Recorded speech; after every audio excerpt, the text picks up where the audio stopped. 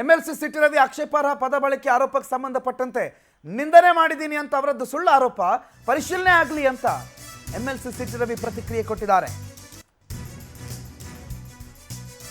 Lakshmi ಹೆಬ್ಬಾಳ್ಕರ್ಗೆ city Ravi ಅಶ್ಲೀಲ ಪದ ಬಳಕೆ ಮಾಡಿದ್ರು ಅನ್ನುವ ಆರೋಪ ಇವತ್ತಿಡೀ ಸದನದ ಕೋಲಾಹಲವನ್ನ ಕಾರಣವಾಗಿತ್ತು, ಎಬ್ಬಿಸಿತ್ತು. ಆ ವಿಚಾರಕ್ಕೆ ಸಂಬಂಧಪಟ್ಟಂತೆ ವೈಯಕ್ತಿಕವಾಗಿ ನಾನು ಯಾರನ್ನು ನಿಂದನೆ ಮಾಡಿಲ್ಲ, ಆಕ್ಷೇಪಾರ್ಹ ಪದ ಬಳಕೆ ಮಾಡಿದ್ದೀನಿ ಅಂತ ಸುಳ್ಳು ಹೇಳ್ತಿದ್ದಾರೆ ಅಂತ ಎಂಎಲ್ಸಿ ಸಿಟಿ ರವಿ ಮಾತಾಡಿದ್ದಾರೆ. ಕಟ್ಟದಲ್ಲೇ ಅವ್ರನ್ನ ನಿರ್ಲಕ್ಷ್ಯ ಮಾಡಿದ್ದು ಕಾಂಗ್ರೆಸ್. ಈ ಎಲ್ಲ ವಿಷಯವನ್ನು ಬಿಚ್ಚಿಡ್ತಾ ಇದ್ವಿ. ಕಾಂಗ್ರೆಸ್ ಮುಚ್ಚಿಟ್ಟ ಇತಿಹಾಸವನ್ನು ಬಿಚ್ಚಿಡ್ತಾ ಇದ್ವಿ. ಹತಾಶೆಗೊಂಡಿದ್ದಾರೆ, ಫ್ರಸ್ಟ್ರೇಟೆಡ್ ಆಗಿದ್ದಾರೆ, ಫ್ರಸ್ಟ್ರೇಟೆಡ್ ಆಗಿ ಹೇಳ್ತಾ ಇದ್ದಾರೆ. ಸರ್, ಲಕ್ಷ್ಮೀ ಹೆಬ್ಬಾಳ್ಕರ್ ಮಾತ್ರವಲ್ಲ, ಎಲ್ಲರೂ ಕೂಡ ಕಾಂಗ್ರೆಸ್ನ ಸದಸ್ಯರು ಕೂಡ 10 ಬಾರಿ ಆ ಪದ ಬಳಕೆ ಮಾಡಿದ್ರೆ ಅಂತ ಹೇಳ್ತಿದ್ದಾರೆ. ಈಗ ನಿಮಗೆ 10 ಬಾರಿ ಪದ ಬಳಕೆ ಮಾಡಿದ್ರೆ ವಿಜುವಲ್ಸ್ ಇರಬೇಕು, ಆಡಿಯೋ ಇರಬೇಕು, ತೋರಿಸಿ. ಸರ್, ಆಮೇಲೆ ನನ್ನನ್ನು ಆರಿಸಿರೋದು ನಮ್ಮ ಪಾರ್ಟಿ ಶಾಸಕರು. ಸರ್, ಲಕ್ಷ್ಮೀ ಹೆಬ್ಬಾಳ್ಕರ್ ಅವರು ನಿಮ್ಮ ಹಳೆ ಘಟನೆಯನ್ನ ಕೆದಕಿದ್ರ, ನೀವು ಕಾರು ಚಲಾಯಿಸಿ ಒಬ್ಬರನ್ನ ಕೊಲೆ ಮಾಡಿದ್ರಿ ಅನ್ನೋ ಒಂದು ವಿಚಾರನೂ ಕೂಡ ಅಲ್ಲಿ ಪ್ರಸ್ತಾಪ ಆಯಿತು. ಅದಕ್ಕೆ ನೀವು ರೊಚ್ಚಿಗೆ ನೀವೇನಂದ್ರೆ ನಿಮ್ಮ ಪ್ರಶ್ನೆಗಳ ಬಗ್ಗೆ ನನ್ನ ಕಾಮೆಂಟ್ಸ್ ಇಲ್ಲ, ಆದರೆ ಯಾವುದು ಪಬ್ಲಿಕ್ ಡೊಮೈನಲ್ಲಿದೆ ಅದ್ರ ಬಗ್ಗೆ ನಾನು ಚರ್ಚೆ ಮಾಡಬಲ್ಲೆ.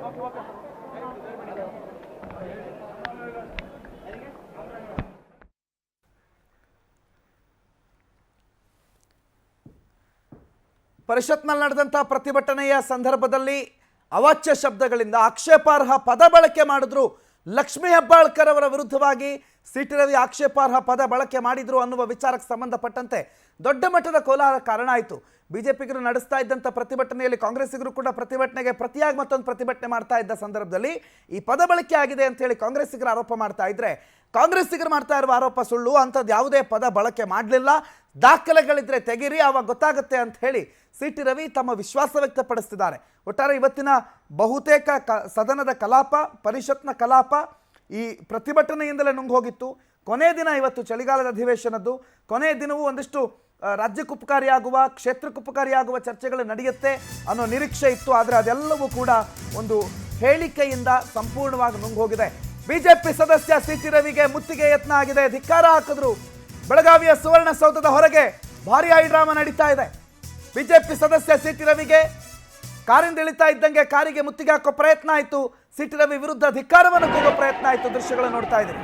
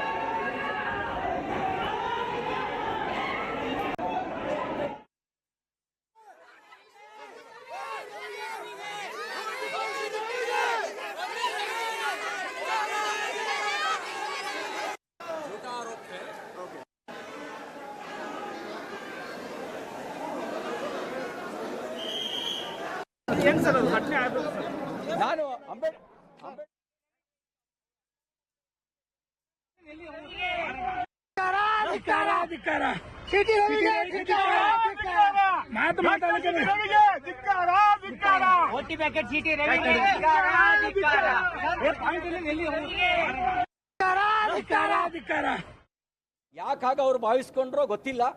ನಾನು ಆ ರೀತಿ ಹೇಳುವಂತ ಯಾರಿಗೂ ಹೇಳಿಲ್ಲ ಇದುವರೆಗೂ. ತಾವು ರಾಹುಲ್ ಗಾಂಧಿ ಅವರನ್ನ ಡ್ರಗಿಸ್ಟ್ ಅಂತ ಕರೆದ್ರಿ ಅನ್ನೋ ವಿಚಾರನೂ ಕೂಡ ಅಲ್ಲಿ ಪ್ರಸ್ತಾಪ ಆಗಿದೆ. ರಾಹುಲ್ ಗಾಂಧಿ ಅವರನ್ನ ಡ್ರಗಿಸ್ಟ್ ನಾನು ಅಂಬೇಡ್ಕರ್ ಬಗ್ಗೆ ಮಾತಾಡಿದ್ದೀನಿ. ಅಮಿತ್ ಶಾ ಅವರು ಕಾಂಗ್ರೆಸ್ನವರ ಬಗ್ಗೆ ಹೇಳಿದ್ದ ವಿಷಯವನ್ನ ತಿರ್ಚಿದ್ದಾರೆ ಅನ್ನೋ ವಿಷಯ ಮಾತಾಡಿದ್ದೇನೆ. ತಮ್ಮನ್ನ ಉದ್ದೇಶಪೂರ್ವಕವಾಗಿ ಏನ್ ನೋಡಿ ಈ ರೀತಿ ಹೆದರಿಸೋದು ಎಲ್ಲ ಹೆದರುವಂಥ ರಾಜಕಾರಣಿ ಅಲ್ಲ. ಆ ರೀತಿ ಹೆದರಿಸುವಂಥ ರಾಜಕಾರಣ ನನ್ನ ಹತ್ರ ಮಾಡುವಂಥದ್ದು ಬೇಡ.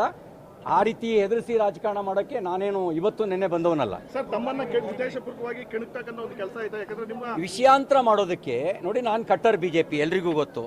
ವಿಷಯಾಂತರ ಮಾಡೋಕ್ಕೋಸ್ಕರ ಅವರು ಕಾಂಗ್ರೆಸ್ನವರು ಅಂಬೇಡ್ಕರ್ ಅವರಿಗೆ ಮಾಡಿದ ಅಪಮಾನವನ್ನು ನಾವು ಎಳೆಯಾಗಿ ಬಿಡಿಸಿಡೋದಕ್ಕಿದ್ವಿ. ಅವನು ಸಭಾಪತಿಗಳು ಅವಕಾಶ ಕೊಟ್ಟಿದ್ದರೆ ಎಳೆಯಾಗಿ ಬಿಡಿಸಿಡ್ತಿದ್ವಿ.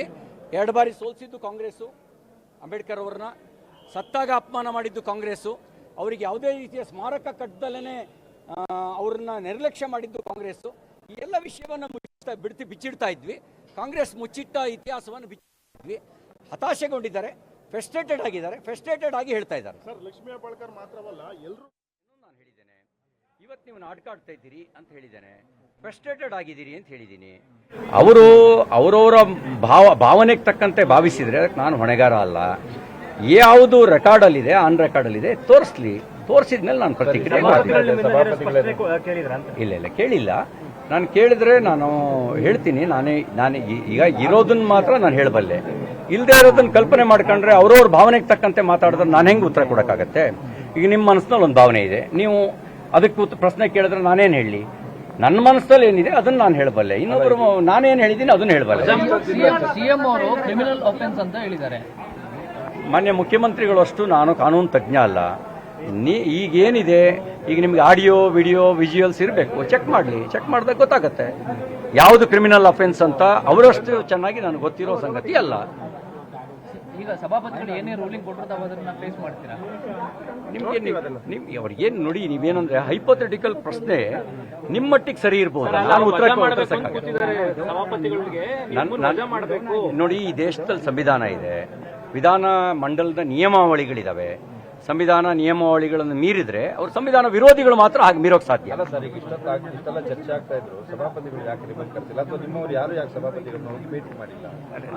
ನೀವು ಕರೆದ್ರೆ ಭೇಟಿ ಅಂಥದ್ದೇನಾದ್ರು ಕರೆದ್ರೆ ಭೇಟಿ ಮಾಡ್ತೀವಿ, ಒಳ್ಳೆ ಕಥೆ ಆಯ್ತಲ್ಲ. ನಮ್ಮ ಈ ಅವ್ರು ಸಭಾಪತಿ ಆಗ್ಬೇಕಾದ್ರೆ ವಿಧಾನ ಪರಿಷತ್ನ ಎಲ್ಲರೂ ಸೇರಿಯೂ ಸಭಾಪತಿ ಮಾಡಿದ್ರು. ಈಗ ನಿಮ್ಮ ಕಾನ್ಶಿಯಸ್ ಪ್ರಕಾರ ನೀವು ಅದನ್ನ ಹೇಳಿಲ್ಲ. ನಾನು ಅವರಿಗಂತೂ ಹೇಳೇ ಇಲ್ಲ. ಯಾಕೆ ಅವರ ನನಗೆ ಅಂತ ಅನ್ಕೊಂಡ್ರೋ ಗೊತ್ತಿಲ್ಲ ನನಗೆ. ಆ ಥರದ ಪದ ಬಳಕೆ ಮಾಡಿದ್ರೆ ನೀವು ಇಷ್ಟೊತ್ತಿಗೆ ಊರಿಗೆಲ್ಲ ತೋರಿಸ್ತಿರ್ಲಿಲ್ವಾ? ನೀವೇ ಸುಮ್ಮನಿದ್ದೀರಿ ಅಂದ್ರೆ ಈಗ ಅಲ್ಲ, ನೀವೇನಂದ್ರೆ ನೋಡಿ, ಹೀಗೆಲ್ಲ ಕಲ್ಪನೆ ಮಾಡ್ಕೊಂಡು ಪ್ರಶ್ನೆ ಕೇಳೋದು ಪತ್ರಕರ್ತರಿಗೆ ಸ್ವಾಭಾವಿಕವಾಗಿರೋ ಗುಣ. ಆದ್ರೆ ಉತ್ತರಿಸಬೇಕಾಗಿಲ್ಲ ನಾವು. ನಾನು ಹೇಳೋದೇನಂದ್ರೆ ನೋಡಿ, ಈಗ ವಿಜುವಲ್ಸ್ ಅವರು ಆರೋಪ ಮಾಡ್ತಿರೋದಿಲ್ಲಿ ವಿಧಾನ ಪರಿಷತ್ತಿನ ಸಭಾಂಗಣದಲ್ಲಿ ಅಂತ. ಅಲ್ಲಿ ವಿಜುವಲ್ಸ್ ಇರುತ್ತವೋ ಇಲ್ವೋ, ಆಡಿಯೋ ಇರುತ್ತೋ ಇಲ್ವೋ, you have to check it. Sir, ಹೋರಾಟ ಮಾಡಬೇಕು, ರಾಜ್ಯಾದ್ಯಂತ ರಾಷ್ಟ್ರೀಯ ಮಟ್ಟದಲ್ಲಿ ಸುದ್ದಿ ಮಾಡಬೇಕು ಅನ್ನೋ ಪ್ರಯತ್ನಗಳಾಗ್ತಿವೆ. ಮಾಡ್ಲಿ, ಯಾರು ಬೇಡ ಅಂತಾರೆ? ಪ್ರಜಾಪ್ರಭುತ್ವದಲ್ಲಿ ಎಲ್ರಿಗೂ ಅವ್ರದೇ ಸ್ವತಂತ್ರ ಇದೆಯಲ್ಲ, ಮಾಡ್ಲಿ.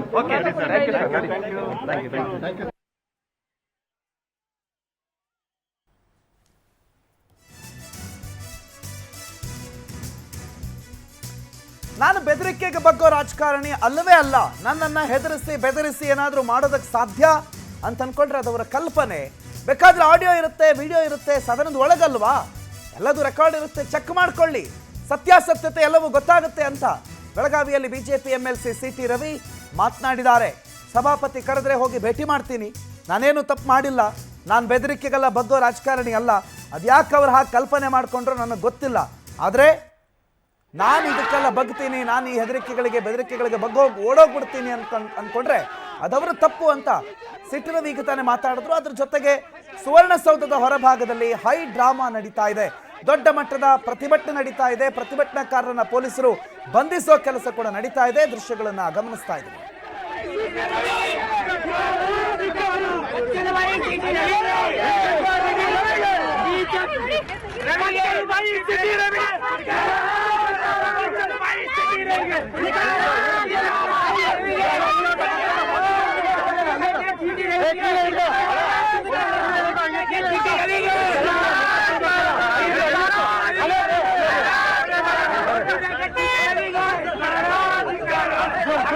ದೂರ ಇರು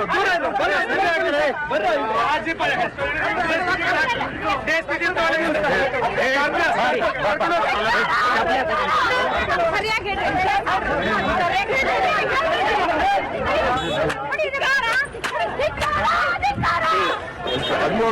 ಮುಂದೆ